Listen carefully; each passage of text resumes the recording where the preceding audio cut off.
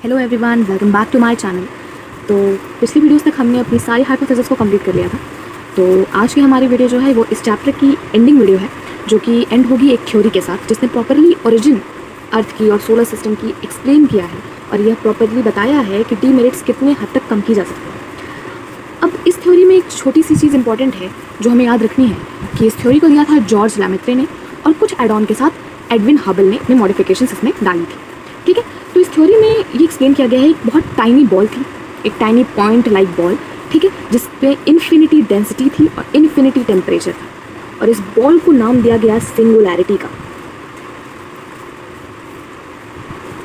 ठीक है, और कोई सबसे इंपॉर्टेंट चीज़ ये है कि अगर किसी चीज़ में बहुत हद से ज़्यादा डेंसिटी है या बहुत ज़्यादा टेम्परेचर है, तो सीधी सी बात है ये आगे चल के कुछ समय बाद या पर्टिकुलर टाइम के बाद इसमें एक्सप्लोजन तो होना ही, एक्सप्लोजन होगा या बर्स्ट आउट, किसी न किसी तरह ये चीज़ें तो रिजल्ट में आएंगी। अब कहा जाता था कि ये जो सिंगुलैरिटी है, सिंगुलैरिटी सारे जो कुछ भी मैटर है, ठीक है, all the matter of universe was in this tiny point. सारे जो भी मैटर थे यूनिवर्स के, ऑल द मैटर्स वो इन टाइनी बॉल में थे।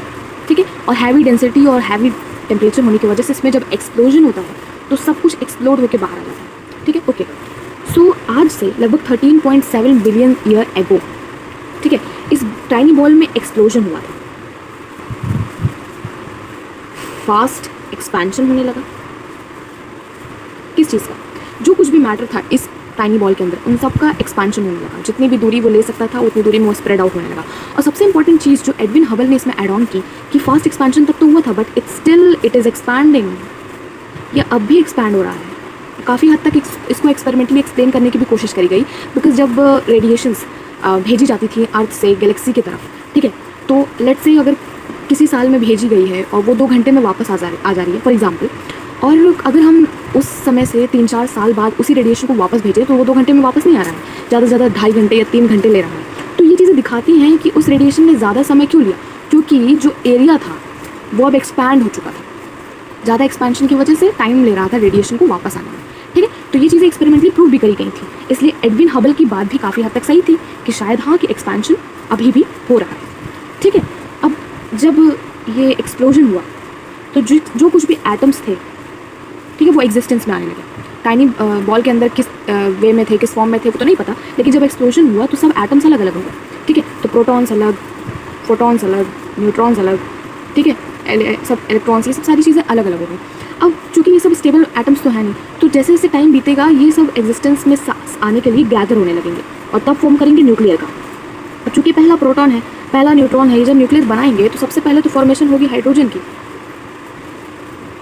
तो जब स्टेबल एटम्स बनने लगे तो लगभग विद इन 3 मिनट, एक्सप्लोजन होने के 3 मिनट के अंदर अंदर ही हाइड्रोजन जैसे एलिमेंट्स फॉर्म होने लगे। क्योंकि स्टेबल बनाना होता था एटम्स को, अनस्टेबल एटम एग्जिस्टेंस में नहीं रह पाते, तो हाइड्रोजन फॉर्म हुआ, फिर धीरे धीरे हीलियम फॉर्म हुआ, और ये सब 3 मिनट के अंदर अंदर ये सारी चीज़ों का फॉर्मेशन हो गया। ठीक है, तो ये थी एक छोटी सी एक्सप्लेनेशन जो बिग बैंग थ्योरी ने दी थी। अब इसमें डीमेरिट्स उतनी क्यों नहीं है, क्योंकि जब हम पिछली हाइपोथेसिस में सारी चीज़ें पढ़ रहे थे तो उसमें सन की एग्जिस्टेंस अलग से दिखा रहा है, कंपेनियन स्टार की एग्जिस्टेंस अलग से दिखा रहा है, इंट्रूडिंग स्टार अलग से बता रहा है, अरेंजमेंट में प्रॉब्लम है, फॉर्मेशन में प्रॉब्लम है, तो काफ़ी सारी चीज़ें अलग अलग बताई गई। बट बिग बैंग थ्योरी में एक सिंपल चीज़ बोली गई कि एक टाइनी बॉल ही थी जिसमें एक्सप्लोजन हुआ और ये सारी चीज़ें बारी बारी फॉर्म हो गई। अब इसके आगे कुछ भी कंसेप्ट लग सकता है कि एलिमेंट्स बने, फिर धीरे धीरे कोलिजन हुआ, जो भी डस्ट पार्टिकल्स थे, फिर प्लैनेट्स बने, सन बना, तो इनमें उतनी डीमेरिट्स नहीं निकल पाई, क्योंकि इन सब की ओरिजिन एक छोटी सी चीज़ से ही बताई गई थी जो एक्सप्लोजन के थ्रू काफ़ी सारी चीज़ों में बट गई। ठीक है, तो यही इसका एक बोनस पॉइंट था इस थ्योरी का। अब इसमें कुछ चीज़ें और इंपॉर्टेंट है, छोटे कंसेप्ट बिग बैंग थ्योरी के, तो उसको भी हम पढ़ते हैं। तो एक छोटा सा कंसेप्ट है बिग क्रंच का। अभी बिग क्रंच क्या है, अब चूँकि ये छोटी सी बॉल जो हमने पढ़ी थी उससे एक्सप्लोजन होकर इतनी सारी चीज़ें बाहर आई, तो कहीं ना कहीं तो इस एक्सपेंशन का लिमिट भी ज़रूर होगा। तो बेसिकली बिग क्रंच एक्सपेंशन की लिमिट के बारे में बात करता है। ठीक है, कि कोई चीज़ है अगर वो एक्सप्लोड हुई और एक्सपैंड हो गई या अभी भी एक्सपैंड हो रही है, ठीक है, तो आगे चलकर ऐसा कोई ना कोई पॉइंट ज़रूर आएगा जहाँ पे यह लिमिट लग जाएगी और ये सारी चीज़ें वापस उस लिमिटेशन के अंदर चली जाएंगी। यही है सिंगुलैरिटी का कंसेप्ट, और ये बताया गया कि ये कई हद तक ब्लैक होल जैसी कंडीशन को फॉर्म करता है। जैसे ब्लैक होल जैसी कंडीशन क्या होती है, ब्लैक होल में हम सब ने सुना है ना, देखा है ना कि ब्लैक होल के आसपास कोई भी चीज़ आती है तो वो उसे अट्रैक्ट कर लेता है, अपने अंदर खींच लेता है। तो यह कहा गया कि बिग क्रंच के कंसेप्ट के हिसाब से ब्लैक होल जैसी कोई कंडीशन फॉर्म हो जाएगी जो अपने अंदर सारी चीज़ों को अट्रैक्ट करके एक लिमिट की तरह काम करेगी और अपने अंदर सारी चीज़ों को वापस डाल लेगी एज अ सिंगुलैरिटी। ठीक है, तो ये एक छोटा सा कंसेप्ट था बिग क्रंच का। हमारा अगला कंसेप्ट है CMBR यानी cosmic microwave background radiation. Big crunch ने लिमिटेशन की बात करी और CMBR क्या है? CMBR ये प्रूफ करता है कि बिग बैंग थ्योरी की एग्जिस्टेंस है। ठीक है, बेसिकली CMBR सीधी सी बात है, एक रेडिएशन के बारे में बात करता है। तो ये एक ऐसी रेडिएशन है जो बिग बैंग थ्योरी को प्रूफ करती है।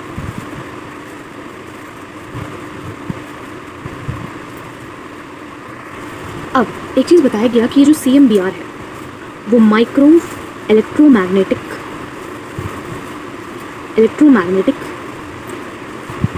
स्पेक्ट्रम पर देखी जा सकती है।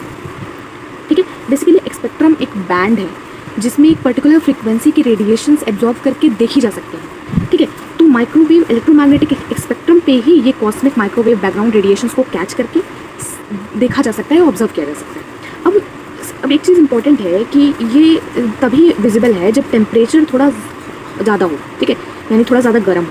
ठीक है, लेकिन सबसे इंपॉर्टेंट चीज़ है, जैसे हम लोगों ने देखा कि अभी भी एक्सपेंशन हो रहा है। हबल ने ये चीज़ बताया कि इट इज़ स्टिल एक्सपैंडिंग। अब जैसे जैसे कोई चीज़ एक्सपैंड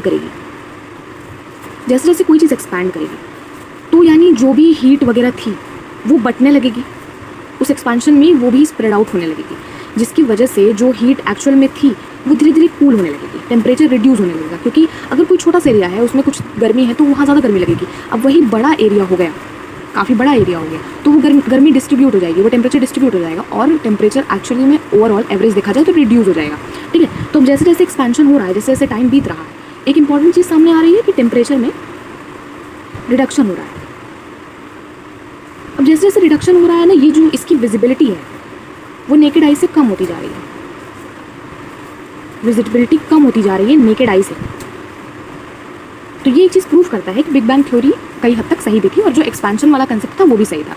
क्योंकि जैसे जैसे समय बीत रहा है, टेम्परेचर भी रिड्यूस हो रहा है, विजिबिलिटी कम हो रही है, और ये चीज़ हमने पहले ही डिस्कस की कि ये तभी विजिबल होता है जब टेम्परेचर ज़्यादा होता है, और धीरे धीरे इसकी विजिबिलिटी कम हो रही है, यानी टेम्परेचर रिड्यूस हो रहा है और एक्सपेंशन हो रहा है। ठीक है, तो हमारा CMBR वाला कंसेप्ट भी क्लियर हो गया। अगला कंसेप्ट ट्रांसपेरेंसी। ट्रांसपेरेंसी कंसेप्ट में एक छोटी सी बात आती है कि पहले स्टेबल एटम्स नहीं होते थे। ठीक है, हमने पढ़ा पीछे कि स्टेबल एटम बनने में थोड़ा टाइम लगता है। ठीक है, तो नॉन स्टेबल एटम से स्टेबल एटम बनना टाइम टेकिंग प्रोसेस था। अब सबसे इंपॉर्टेंट चीज़ है कि जब एटम से स्टेबल नहीं होता तो जितनी दूर में अनस्टेबल एटम्स हैं वहाँ पे थोड़ी सी ओपेकनेस रहती है। ओपेकनेस क्या? बेसिकली ओपेक उन ऑब्जेक्ट को बोलते हैं जिनमें से आर पार दिखाई नहीं देता। ठीक है, जैसे लकड़ी का एक होता नहीं, लकड़ी का बोर्ड वगैरह, इसके आर पार आपको दिखाई नहीं देगा, तो वो एक ओपेक ऑब्जेक्ट है। तो जहाँ पे अनस्टेबल एटम्स रहते हैं ना, उतने एरिया में ओपेकनेस टाइप रहती है, यानी आपको बहुत साफ नहीं दिखाई दे रहा क्या कि आप जितनी दूर देखना चाह रहे हो बहुत साफ नहीं है, क्लियर नहीं है, वो दिख नहीं रहा प्रॉपरली, तो ओपेकनेस होती थी। बट जैसे जैसे स्टेबल एटम्स बनते जा रहे हैं, टाइम क्योंकि बदल रहा है, आगे बढ़ रहा है साल दर साल, तो वैसे वैसे स्टेबल एटम्स फॉर्म हो रहे हैं। और जो हम डार्क मैटर जो सुनते आ रहे थे, डार्क मैटर देखते आ रहे थे, वो अब काफ़ी हद तक क्लियर होता जा रहा है। ठीक है, आसमान वगैरह जब आप बालकनी में अपने निकलो या छत वगैरह पर निकलो रात में, तो आपको बहुत क्लियर स्काई दिखेगा। ठीक है, आपको छोटी छोटी चीज़ दिख रही है, कई हद तक कुछ प्लैनेट्स भी दिखते हैं और स्टार वगैरह दिखते हैं। तो जैसे जैसे टाइम बीत रहा है, साल निकल रहे हैं, स्टेबल एटम्स फॉर्म हो रहे हैं और क्लियरेंस आ रहा है डार्क मैटर में, ओपेकनेस खत्म हो रही है। तो ये ट्रांसपेरेंसी का कंसेप्ट है। और ये सारी चीज़ें कई हद तक ये बताती हैं कि बिग बैंग थ्योरी एक्चुअली में प्रूव्ड थ्योरी है जो कई हद तक ओरिजिन को एक्सप्लेन करती है। ओके, सो आज का हमारा टॉपिक यही था और ये लास्ट वीडियो है इस चैप्टर की। आपको अगर कोई कंसेप्ट में प्रॉब्लम है जो भी हमने अब तक पढ़ा है तो आप कमेंट सेक्शन में पूछ सकते हैं, या आपकी कोई कंसेप्ट अगर आपको नहीं समझ में आया मैं उसको दोबारा एक्सप्लेन करूँगी। आप बस उस कंसेप्ट का नाम लिख के कमेंट सेक्शन में ज़रूर बताएं। So thank you.